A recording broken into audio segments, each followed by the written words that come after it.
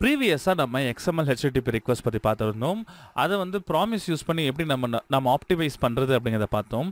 இப்போ அது மட்டும் இல்லாமல் இப்போ அடுத்தது நம்ம பார்க்க போகிறது fetch அப்படின்ற இந்த ஒரு ஃபங்க்ஷன். இது எப்படி நம்ம யூஸ் பண்ணலாம் அப்படிங்கிறது இப்போ ஒன் பை ஒன்னாக பார்க்கலாம். இந்த ப்ராஜெக்ட்காக நான் பேசிக்காக ஒரு HTML ஃபைல் ஒன்று எடுத்திருக்கேன். அண்ட் தென் இதுக்கு ஒரு CSS ஸ்டைல் ஷீட் ஒன்று போட்டு அதில் கூகுள் ஃபாண்ட் லிங்க் பண்ணியிருக்கேன். பேசிக்காக CSS ரீசெட் பண்ணியிருக்கேன். தென் script.js அப்படின்ற ஒரு ஸ்கிரிப்ட் ஃபைல் வச்சுருக்கேன். இந்த CSS ஃபைலை நீங்கள் லிங்க் பண்ணிவிடுங்க. அண்ட் தென் ஸ்கிரிப்ட் ஃபைலையும் நீங்கள் லிங்க் பண்ணிக்கோங்க. இப்போ இதில் எனக்கு ஒரு பட்டன் கிளிக் பண்ணால் எனக்கு இந்த ஜேசன் பிளேஸ் ஹோல்டர் அப்படின்ற அந்த வெப்சைட்டில் இருக்க போஸ்ட் எனக்கு 100 போஸ்ட் எனக்கு கெட் பண்ணணும். ப்ரீவியஸ் கிளாஸில் நம்ம வந்து XML HTTP ரிக்வெஸ்ட் யூஸ் பண்ணோம். அதை ப்ராமிஸ் யூஸ் பண்ணி நல்லா ஆப்டிமைஸ் பண்ணி ஒர்க் பண்ணோம். அதுக்கு எல்லாத்துக்கும் அட்வான்ஸாக வந்து பார்த்தீங்கன்னா இப்போ fetch அப்படின்ற இந்த ஒரு ஃபங்க்ஷன் நம்ம யூஸ் பண்ண போகிறோம். அது எப்படி அப்படிங்கிறத உங்களுக்கு காட்டுறேன். இப்போ இதில் பாருங்கள், நான் ஒரு பட்டன் ஒன்று போட்டுக்கிறேன்.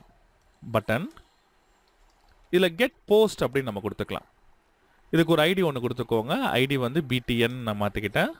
தென் அந்த அவுட்புட்டை டிஸ்பிளே பண்ணுறதுக்கு ஒரு டிவ் டேக்கில் ஐடியில் டேட்டா அப்படின்னு நான் கொடுத்துக்கிட்டேன். ஃபைன். இப்போ இதுக்கு நீங்கள் பேசிக்காக ஏதாவது ஸ்டைலிங் பண்ணுறதா இருந்தால் CSSல நீங்கள் கடைசியாக நீங்கள் மாடிஃபை பண்ணிக்கலாம். இப்போ ஃபஸ்ட்டு இது எப்படி ஒர்க் ஆகுது அப்படிங்கிறத நான் காட்டுறேன் பாருங்கள். நான் இந்த பட்டனை ஃபஸ்ட்டு நான் சூஸ் பண்ணிடுறேன். ஸோ இந்த பட்டன் என்ன நேமில் இருக்குது? BTN அப்படின்ற ஐடி நேமில் இருக்குது. So constant BTN equal to document.getElement by ID. அதில் அந்த ஐடி நேம் நம்ம கொடுத்துக்கலாம். இந்த பட்டன் கிளிக் பண்ணும்போது எனக்கு ஒரு ஃபங்க்ஷன் கால் ஆகணும்.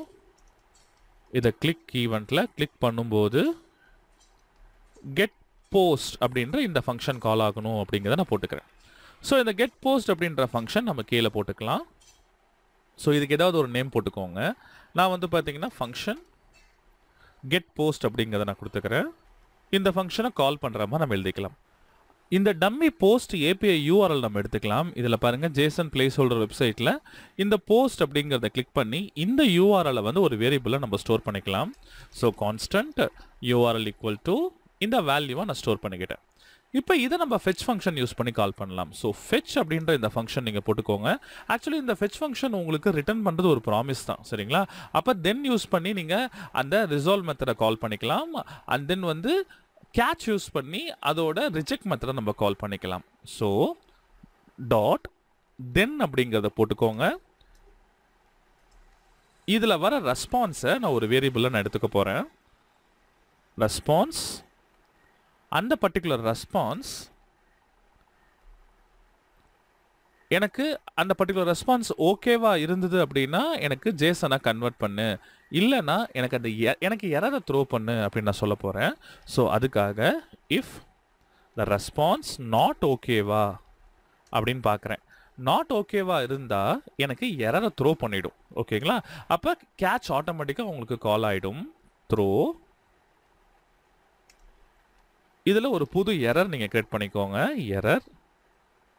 ஸோ இதில் என்ன டேட்டாவாக நீங்கள் கொடுத்துக்கலாம். நான் இதில் வந்து பார்த்தீங்கன்னா network response was not okay அப்படின்ற ஒரு மெசேஜ் ஒன்று நான் கொடுத்துக்கிறேன். நீங்கள் என்ன வேணாலும் நீங்கள் கொடுத்துக்கோங்க. அவ்வளோதான். இன்கேஸ் எந்த எரரும் இல்லை, ஸ்டேட்டஸ் ஓகே ஆகிடுச்சு அப்படின்னா எனக்கு அந்த டேட்டாவை எனக்கு ஜேசனாக கன்வெர்ட் பண்ணி ரிட்டர்ன் பண்ணால் போதும். அப்போ ரெஸ்பான்ஸ் டாட் ஜேசன் அப்படின்ற இந்த ஃபங்க்ஷன் மூலிமா நம்ம ரிட்டர்ன் பண்ணலாம். ஆக்சுவலி இந்த fetch நமக்கு என்ன பண்ணுது? இந்த URLல எனக்கு டேட்டாவை அக்சஸ் பண்ண பார்க்குது. அங்கே இருக்கிற டேட்டா எனக்கு ஆட்டோமேட்டிக்காக ஒரு ரெஸ்பான்ஸாக வருது. அந்த ரெஸ்பான்ஸ் ஓகேவா இல்லைன்னா ஏதோ ஒரு எரர் இருக்குன்னு அர்த்தம். அப்போ எரர் நான் வந்து த்ரோ பண்ணுறேன். எதுக்கு? நான் கேட்சுக்கு த்ரோ பண்ணுறேன். தட் இஸ் ஃபைனலாக என்ன எரர் வருதோ அந்த எரரை வந்து கேட்ச் மூலிமா நம்ம கெட் பண்ணிக்கலாம். வேணா நீங்கள் லாஸ்ட்டாக வேணால் நீங்கள் போட்டுக்கோங்க. இப்போ இதில் வந்து பார்த்தீங்கன்னா இந்த ரெஸ்பான்ஸ் வந்து நமக்கு இங்கே முடியுதுங்களா? லாஸ்ட்டாக வேணால் ஒரு கேட்ச் ஒன்று போட்டுக்கிட்டு அதில் ஏதாவது எரர் வந்தாலோ அந்த பர்டிகுலர் எரரை நம்ம இந்த வேரியபிளில் கெட் பண்ணி கன்சோலில் இந்த மாதிரி எரர் இருக்குது அப்படின்னு நம்ம சொல்லிடலாம். கன்சோல் டாட் லாகில் எரர் மெசேஜை கொடுத்துருங்க. இது கன்சோல் டாட் லாக் போல் கன்சோல் டாட் எரர்னே கொடுத்துக்கோங்க, நல்லாயிருக்கும். அப்போ ரெட் கலரில் உங்களுக்கு கன்சோலை டிஸ்பிளே பண்ணும். ஸோ அப்போ ஸ்டேட்டஸ் கரெக்டாக இருந்துச்சு, எந்த ப்ராப்ளமும் இல்லைன்னா வந்த அந்த ரெஸ்பான்ஸை ஜேசனாக கன்வெர்ட் பண்ணும். ஜேசனாக கன்வெர்ட் பண்ணதுக்கப்புறம் நமக்கு என்ன பண்ணும்? அந்த டேட்டாவை எடுத்துகிட்டு போயிட்டு நான் வந்து இங்கே கன்சோலில் லாக் பண்ணுறேன் அப்படின்னா இன்னொரு தென் யூஸ் பண்ணுங்கள். இது ப்ராமிஸாக இருக்கனால தென்னில் ரொம்ப அழகாக நீங்கள் வந்து ஃபாலோ பண்ணிக்கலாம். அந்த டேட்டாவை எடுத்துகிட்டு வந்து நான் இந்த இடத்துல கன்சோலில் டாட் லாகில் அந்த டேட்டாவை பிரிண்ட் பண்ணுறேன். இப்போ பாருங்க கெட் போஸ்ட் அப்படின்னு நான் கிளிக் பண்ணும்போது ஆட்டோமேட்டிக்காக எனக்கு இந்த டேட்டா எனக்கு சூப்பராக வந்துருச்சு. XML HTTP ரிக்வெஸ்ட்டை விட ரொம்ப ரொம்ப சூப்பராக இருக்குது. இந்த டேட்டாவை நான் இங்கே கன்சோல் பண்ணுறதுக்கு பதிலாக நம்ம என்ன பண்ணலாம், இந்த HTML பேஜில் டிஸ்ப்ளே பண்ணி பார்க்கலாம். ஸோ இதுக்காக நான் என்ன பண்ணுறேன்னு பாருங்கள். இதில் என்னென்ன டேட்டா இருக்குது, யூசரோட டைட்டில் இருக்குது, ஐடி இருக்குது, டைட்டில் அண்ட் பாடியை மட்டும் நம்ம டிஸ்ப்ளே பண்ணலாம். இந்த அவுட்புட் டிவ்வை நம்ம செலக்ட் பண்ணலாம். இதுக்கு நான் டேட்டான்னு ஒரு நேம் கொடுத்துருக்கேன் பார்த்தீங்களா, இதை வேணால் அவுட்புட்டுன்னு வச்சுக்கலாம். அப்போ தான் கொஞ்சம் ஈஸியாக இருக்கும் நம்ம அதை புரிஞ்சுக்கிறதுக்கு. ஸோ அந்த டிவ்வை மட்டும் ஃபஸ்ட் நான் செலக்ட் பண்ணிக்கிறேன். அவுட்புட், அந்த டேட்டா எல்லாமே இந்த அவுட்புட் டிவ்வில் நமக்கு வரணும். சரிங்களா? ஒவ்வொரு டேட்டா இங்கே வரும்போது இந்த டிவ் நான் ஃபஸ்ட் டைம் இந்த பட்டன் கிளிக் பண்ணும்போது இந்த அவுட்புட் டிவ்வில் ஏதாவது டேட்டா இருந்தால் அதை ஃபஸ்ட்டு நம்ம க்ளீன் பண்ணிடலாம். So inner HTML equal to empty ஆக்கிடுறேன். தென் இந்த டேட்டாவிலேருந்து ஒவ்வொரு போஸ்ட்டாக நம்ம எடுக்க போகிறோம். ஃபார் ஈச் யூஸ் பண்ணி நான் ஒவ்வொரு போஸ்ட்டாக நான் எடுக்கிறேன். ஒவ்வொரு போஸ்ட்டாக வரும்போது இந்த அவுட்புட் டாட் இன்னர் HTMLக்குள்ளே அதை நான் அப்பன் பண்ணுறேன். ப்ளஸ் ஈக்குவல் டு வேணா ஒரு பேக் டிக் ஒன்று போட்டுக்கோங்க, ஒரு டிவ் டேக் ஒன்று கிரியேட் பண்ணுங்கள். அதுக்கு ஏதாவது ஒரு நேம் கொடுத்துக்கோங்க, கிளாஸ் நேம் நம்ம ஸ்டைலிங்காக. நான் இதில் வந்து பார்த்தீங்கன்னா கிளாஸ் நேம் வந்து போஸ்ட்டுன்னு நான் கொடுத்துக்கிட்டேன். போஸ்ட் உள்ள டைட்டில் ஒன்று போட்டுக்கலாம். H3 டேக்கில் டைட்டில் வந்து இந்த போஸ்ட்டுக்குள்ளே இருக்க டைட்டில் கரெக்டுங்களா? So $post dot title. Then அது கீழே ஒரு பேராகிராஃப் டேக்கில் $post டாட் பாடி. ஸோ அப்போ அந்த போஸ்டோட பாடி கண்டென்ட் எல்லாமே இங்கே நமக்கு வந்துடும். அவ்வளோதான். இதை நான் சேவ் பண்ணிடுறேன். இப்போ கெட் பட்டனை கிளிக் பண்ணுறேன். ஆட்டோமேட்டிக்காக பாருங்கள் எனக்கு இந்த டிசைன் எனக்கு வந்துருச்சு. இதுக்கு ஒரு பேசிக் CSS ஸ்டைலிங் நம்ம ஒன்று பண்ணிக்கலாம். நான் வந்து பாருங்கள் இதுக்கு வந்து ஃபஸ்ட்டு என் பாடியில் பேடிங் மட்டும் சும்மா டம்மியாக சுற்றி ஒரு 20 பிக்சல்ஸ் நான் கொடுத்துக்கிறேன். தென் ஒவ்வொரு போஸ்ட் இருக்குது பார்த்தீங்களா, ஒவ்வொரு போஸ்ட்டுக்கும் மார்ஜின் பாட்டம் 10 பிக்சல்ஸ் நம்ம கொடுத்துக்கலாம். ஸோ இதை சேவ் பண்ணிக்கோங்க. பாருங்கள் இதை கிளிக் பண்ணுறேன். ஒவ்வொன்றுக்கும் நடுவில் பாருங்கள் 10 பிக்சல்ஸ். இல்லை டாப் அண்ட் பாட்டம் வேணும், ரெண்டுமே கொடுத்துக்கோங்க. Top and bottom 10 pixels, left and right 0 pixels. பார்த்தீங்களா, நீட்டாக வந்துருச்சு. தென் இந்த H3 மாற்றிக்கோங்க. இதோட H3 செலக்ட் பண்ணிவிட்டு ஃபாண்ட் வெயிட் வந்து ஒரு 500. தென் இந்த போஸ்டோட வித்தையும் நான் மாற்றிக்கிறேன். வித்து வந்து ஒரு 800 பிக்சல்ஸ் வச்சுக்கிறேன். பாருங்கள் இதை கிளிக் பண்ணுறேன், எனக்கு ஆட்டோமேட்டிக்காக வந்துருச்சு. தென் இதுக்கும் மார்ஜின் பாட்டம் வந்து ஒரு 25 பிக்சல்ஸ் வச்சுக்கிறேன். இதை கிளிக் பண்ணுறேன், பாருங்கள் 25 பிக்சல்ஸ் கேப் நமக்கு வந்துருச்சு. இல்லை இது குறைக்கிறதா இருந்தால் ஒரு 10 பிக்சல்ஸ் குறைச்சிக்கோங்க. 15 பிக்சல்ஸ் நம்ம கொடுத்துக்கலாம். ஸோ ரொம்ப சிம்பிளாக பாருங்கள் எனக்கு இந்த 100 போஸ்ட்டும் எனக்கு இங்கே லோட் ஆகிடுச்சு. ஆக்சுவலி இந்த பர்டிகுலர் ஸ்டைல் வந்து ஃபெச் வந்து ஒரு ப்ராமிஸ் நமக்கு ரிட்டர்ன் பண்ணுது. அந்த ப்ராமிஸ் மூலிமா நம்ம அந்த டேட்டாவை கெட் பண்ணிக்கிட்டு இருக்கோம். கரெக்டுங்களா? இதே நீங்கள் வந்து மாடர்ன் சின்டெக்ஸில் அசிங்க் அண்ட் அவைட் அப்படின்ற கீவேர்டு யூஸ் பண்ணும்போது இன்னும் ரொம்ப சூப்பராக இருக்கும். ஸோ அது எப்படி பண்ணலாம் அப்படிங்கிறத பார்ப்போம். பாருங்கள் இதுக்காக நான் தனியாக இன்னொரு ஃபங்க்ஷன் நான் ஒன்று கிரியேட் பண்ணிக்கிறேன். ஃபங்க்ஷன் நேம் எது வேணால் கொடுத்துக்கோங்க.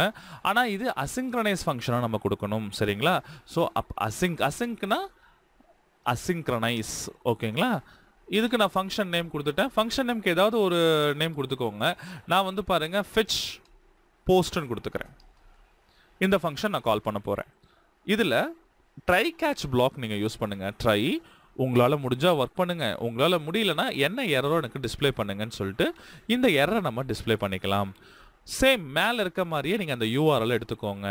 அந்த URL நம்ம மேலே வச்சுக்கலாம் ட்ரையில். இது ஃபெச் ஃபங்க்ஷன் யூஸ் பண்ணி நம்ம டேட்டாவை முதல்ல ஃபெச் பண்ணணும். அதை ரெஸ்பான்ஸ் அப்படின்ற வேரியபிள் இங்கே ஆக்சுவலி நமக்கு என்ன பண்ணுது, ஒரு ரெஸ்பான்ஸ் வேரியபிள் வருது, இது ப்ராமிஸாக ரிட்டர்ன் பண்ணுது. அதை ரொம்ப அழகாக இங்கே நம்ம கால் பண்ணலாம். எப்படின்னா ஒரு வேரியபிள் வச்சுக்கலாம், ரெஸ்பான்ஸ்னு ஒரு வேரியபிள் வச்சுக்கலாம். இதில் அவைட்ன்ற கீவேர்டு யூஸ் பண்ணுங்க. அவைட்னா என்ன ஆகும்னா இது அசிங்க்ரனைஸ் ஃபங்க்ஷனாக இருக்கிறதுனால இந்த ஃபங்க்ஷனோட எக்ஸிக்யூஷன் முடிகிற வரைக்கும் வெயிட் பண்ணும். அப்போ நான் ஃபெச் ஃபங்க்ஷனில் நான் இந்த பர்டிகுலர் URL நான் பாஸ் பண்ணுறேன். அப்போ ஆட்டோமேட்டிக்கா அந்த ரெஸ்பான்ஸ் வந்து எனக்கு இதில் ஸ்டோர் ஆகிடும். அது வர வரைக்கும் இந்த கோட் வெயிட் பண்ணிட்டு இருக்கோம். ஏன்னா இது ஒரு அசிங்க்ரனைஸ் ஃபங்க்ஷனாக இருக்குது. அந்த ரெஸ்பான்ஸ் வந்ததுக்கப்புறம் அந்த ரெஸ்பான்ஸ் ஓகேவா இருக்கான்னு பார்க்கணும். அப்படி ஓகேவா இல்லையா நம்ம ஒரு எரர் மெசேஜ் த்ரோ பண்ணணும். So if response dot okay வந்து நாட் ஓகேவா இருந்துச்சுன்னா எனக்கு எரர் எனக்கு வரணும். என்ன error? Network response was not okay அப்படின்ற ஒரு மெசேஜ் வருது. சரி, எல்லாம் கரெக்டாக இருக்குது அப்படின்னா அந்த டேட்டாவை நம்ம ஜேசனாக மாற்றிக்கலாம். தட் இஸ் அவைட் போடுங்க.